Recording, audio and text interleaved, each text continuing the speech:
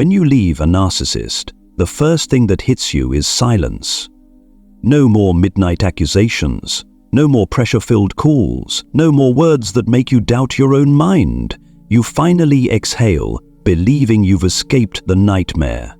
But what no one tells you is that this first taste of freedom might be an illusion. You feel liberated after a long war. The room is quiet, the phone no longer vibrates, and your heart can finally rest. Yet as the calm stretches on, you start to sense a strange emptiness, a hollow space you can't quite explain. It isn't just missing them. It's missing the version of yourself that existed in that relationship, the one who kept trying, saving, hoping love could change someone. When you go completely no contact, you stop being hurt every day, but you also lose the emotional data that used to remind you how toxic they truly were. No more sarcastic remarks to reveal their contempt, no more cold silences to expose their indifference, no more arguments to prove they never really cared. And so your mind begins to romanticize the past. It whispers, maybe they weren't that bad, maybe I overreacted, maybe they've changed now.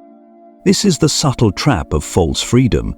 You think you've escaped, but in truth you've only traded one kind of pain for another, from the pain of being hurt to the pain of being deceived by memory. The quiet outside doesn't mean the storm inside has stopped, because deep down, the narcissist still lives within your memories, in every unanswered question, in every wound that hasn't yet healed. The most dangerous part is this. When nostalgia combines with selective forgetting, your brain begins to idealize the very person who destroyed you. You remember their tears when they held you, but forget the times they blamed you for everything. You remember their eyes when they said, "I love you," but forget the cold tone when they turned away. And then one day you convince yourself you're strong enough to talk again, to prove you're no longer hurt. But the truth is, that's the moment they re-enter your mind, even if it's just through a single text saying hi. Real freedom doesn't begin the day you block them. It begins the day you stop needing them to validate your worth. Because no contact isn't a tactic, it's a spiritual ritual. It doesn't just block them from your life, it blocks them from your mind.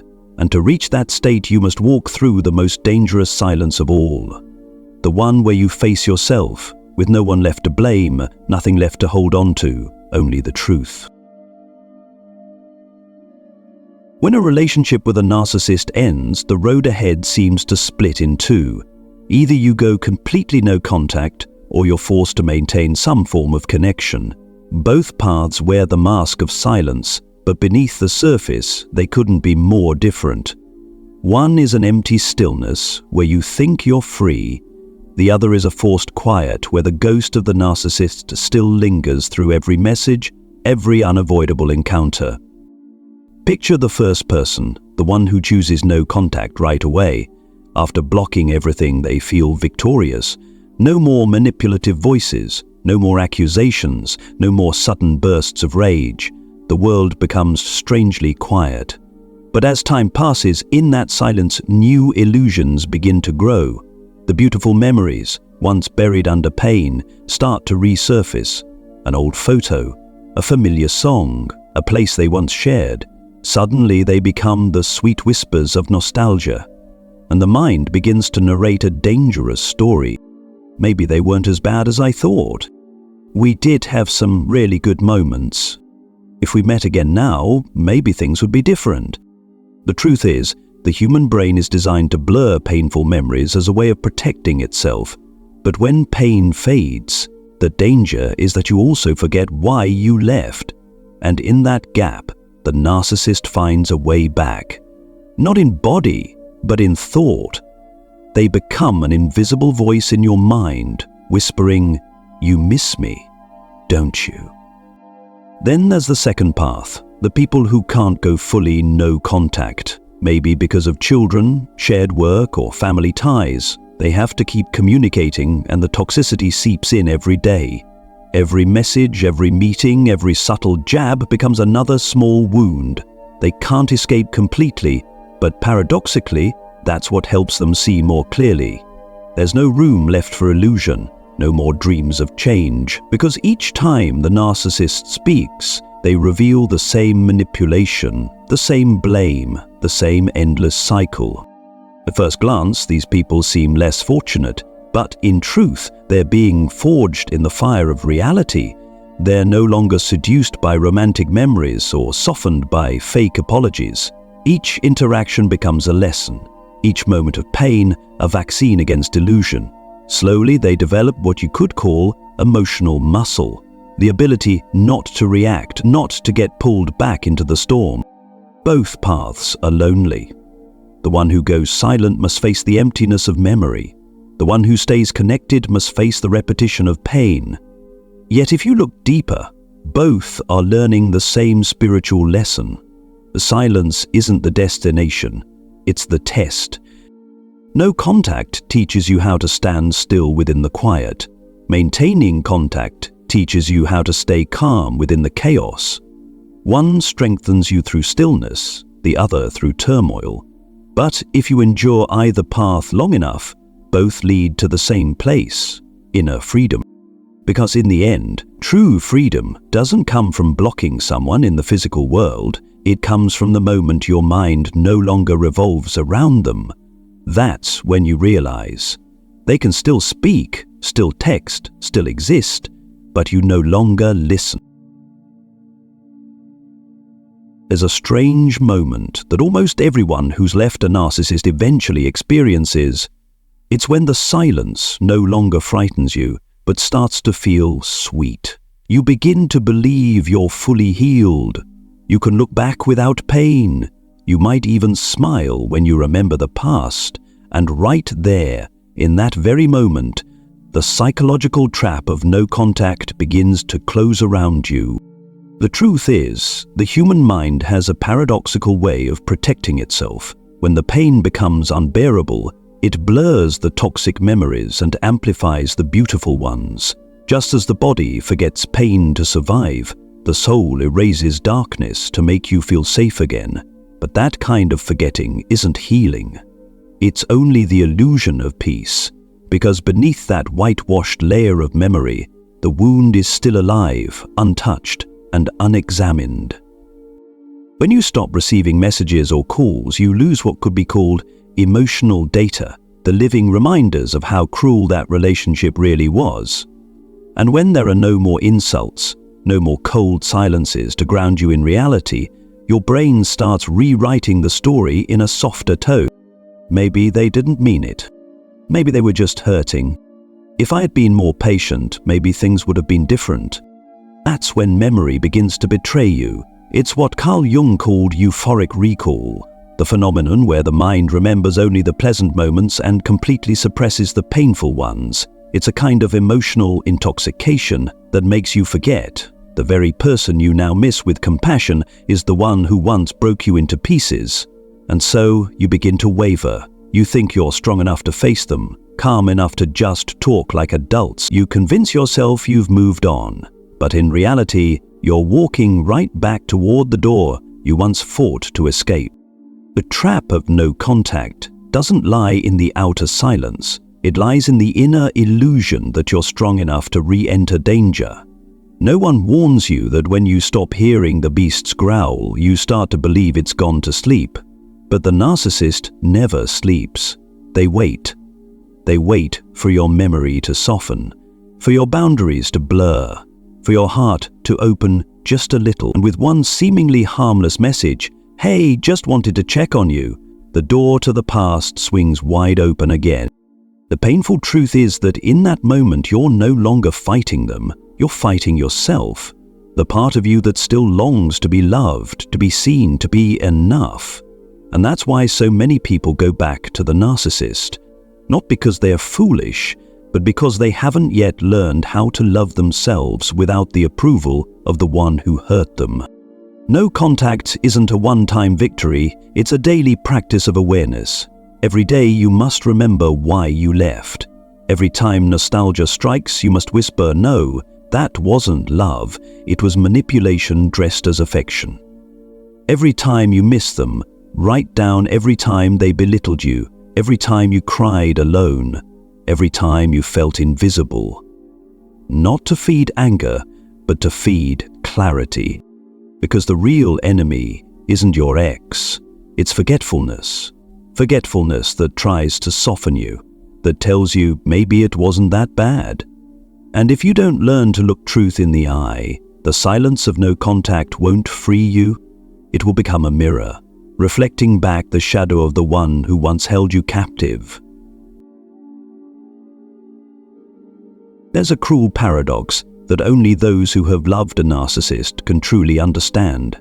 The very pain that once felt unbearable becomes the greatest teacher of the soul. When you're forced to face them, though you don't want to, though you swore you never would again, every word, every gesture, every cold glance carves deeper into your awareness, a lesson no book could ever teach, that love is not the place where you lose yourself to keep someone else, and that kindness cannot save anyone who does not wish to be saved. Those who cannot go no contact early because of children, work, or family ties often feel like the most unfortunate ones. They still have to hear that voice every day, still have to read those sarcastic messages, still have to look into a face that once made them tremble with love, but now drains them with exhaustion. Yet it is in that repetition that illusion dies. Every new lie becomes another brick breaking down the wall of fantasy. Every act of cruelty becomes a mirror reflecting the truth more clearly, and slowly, awareness is forged from the ashes of pain. They begin to see there's nothing left to fix, nothing left to prove. A narcissist doesn't need love, they need reaction. Every time you argue, cry, or explain, they feed off that energy. But when you become silent with awareness, not from weakness but from disinterest, they panic, they curse, provoke, and play the victim. Yet you see them as an actor repeating lines in a play you already know by heart. You no longer play your part, and that is the first gift of pain, clarity. Pain, when witnessed instead of avoided, becomes the light of consciousness. It teaches you that real love never makes you afraid, never demands that you beg for peace.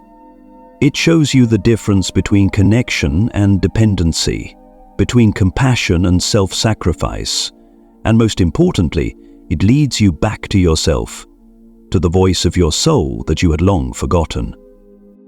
Because before you met the narcissist, you already carried invisible wounds. It was they, through their cruelty, who triggered those wounds, so you could no longer run from them. They forced you to face your fear of abandonment, your belief that you're not enough, your dormant lack of self-worth. They were the bringers of pain, but also the catalysts of awakening, not because they deserve gratitude, but because your soul chose to learn through them. And one day, amid that pain, you'll notice something strange. You no longer hate them. Not because you've forgiven them, but because they no longer hold the power to make you feel anything at all. They're just a memory now, a lesson, a name emptied of meaning. You don't need to prove your strength or declare your healing. You simply sit still, watch the pain pass through, and feel gratitude that it brought you exactly where you were meant to be. The gift of pain is not that it frees you from them, but that it returns you to yourself in the process. Pain doesn't destroy you, it strips away your old skin, the one that kept trying to be loved, to be seen, to be accepted. And when that skin falls away, you realize you were never lacking. You had only forgotten your own power. Because in the end, the journey of healing is not about defeating the narcissist. It's about freeing yourself from the need for their validation. And when you reach that point, pain is no longer a burden. It is the fire that refines you into gold. One day, after all the chaos, you wake up and realize you don't think about them as much anymore. You no longer check your phone for messages. You no longer wait for an apology. You no longer wonder if they miss you. Yet deep in your mind, there's still a faint echo. A small part of you that wants to believe that maybe, in some alternate universe, things could have turned out differently. And that's exactly when you must remind yourself why you left. Because time can blur memories, but the truth never changes. They made you doubt yourself. They made you apologize for your own feelings. They made you believe that their cruelty was somehow your fault.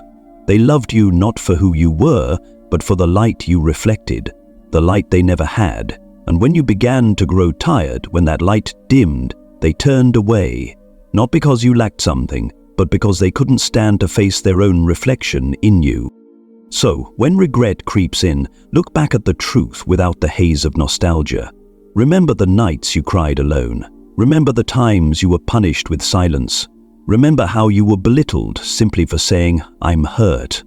Remember the deep loneliness you felt even in their arms, a loneliness colder than solitude itself. Remember how you lived like a soldier on an emotional battlefield, always waiting for a scrap of affection that, when it finally came, was only bait for another round of manipulation. When you look back with awakened eyes, you'll see that leaving wasn't an act of weakness. It was a sacred act of rebirth. Because to leave a narcissist, you don't just walk away from a relationship. You walk away from the version of yourself who tolerated it. You must bury the part of you that believed pain was the price of love, that love meant endless sacrifice. You must let that version go, so the deeper part of you, the one who knows love never asks you to shrink, can finally live. So, what are you waiting for? You've buried the part of you. The one who knows love never asks you to shrink can finally live. And then you'll realize no ending is complete without gratitude for what helped you grow. Be thankful for the pain. It sharpened your vision. Be thankful for the betrayal. It showed you where you once betrayed yourself. Be thankful even for the silence, for within that silence, you finally heard the voice of your soul, the one you'd forgotten long ago. You may never get an apology. They may still lie about you. They may already have someone new replaying the same old performance, but none of that matters anymore, because your victory doesn't lie in them realizing what they lost. It lies in you no longer needing them to. When you can look toward them without anger, without longing, without fear, only peace, that's when you are truly free. Not free from them, but free from the part of you that was once bound to them. Remember this. You didn't leave because you stopped loving. You left because you stopped betraying yourself. And the miracle is this. When you choose yourself, the universe chooses you back. Every step, every breath, every tear becomes a witness to your rebirth. One day you'll sit again in silence, not the silence of fear, but the silence of peace.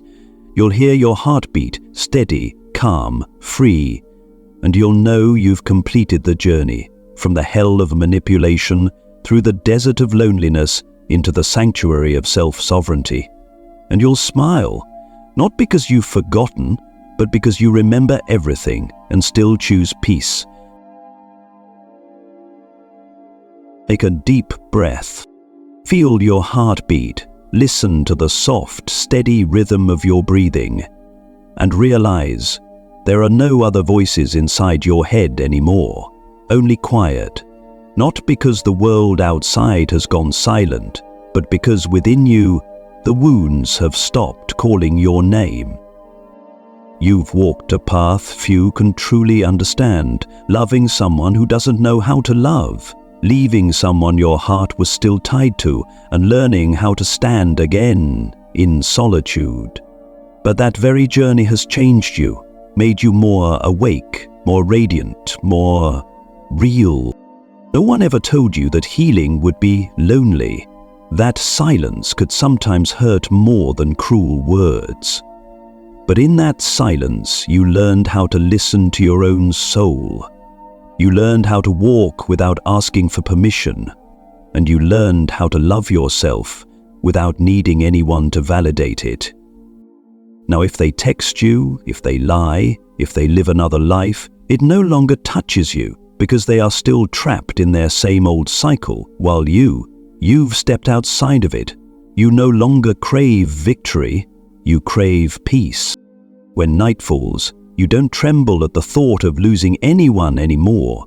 You simply smile softly, knowing No one can take away what was born from my own light. Let this silence no longer be a battlefield, but a resting place for your soul. Let the voice within you whisper, I have survived, I have learned, and I have come home. Because this journey was never about forgetting them. It was about remembering yourself